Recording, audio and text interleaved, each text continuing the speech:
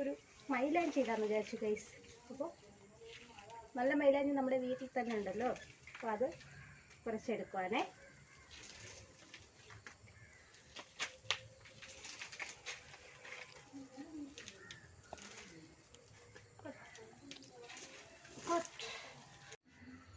Guys നമ്മൾ മൈലാഞ്ചി അരച്ച് വെച്ചിട്ടുണ്ട്.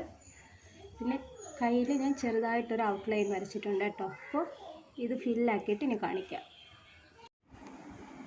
നമ്മുടെ മൈലാഞ്ചിയുടെ ഫൈനൽ ലുക്കാണ് കേട്ടോ. അപ്പം നന്നായിട്ട് ചുമന്നിട്ടുണ്ട്. നമ്മൾ ഈ വീഡിയോയിൽ കാണുന്നത് പോലെയല്ല, ഇച്ചിരി കൂടെ നല്ല കളറുണ്ട്.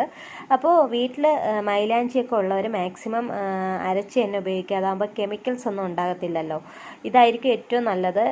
മറ്റേ നമ്മൾ ഷോപ്പിൽ നിന്നൊക്കെ വാങ്ങുന്ന മൈലാഞ്ചി ആണെങ്കിൽ പോലും അത് എന്താ പറയുക, കെമിക്കലൊക്കെയാണ്.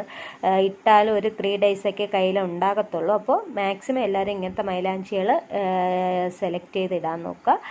അപ്പോൾ ഇഷ്ടപ്പെടുകയാണെങ്കിൽ വീഡിയോ സബ്സ്ക്രൈബ് ചെയ്യുക, ലൈക്ക് ചെയ്യുക, കമൻറ്റ് ചെയ്യുക, ഷെയർ ചെയ്യുക. താങ്ക്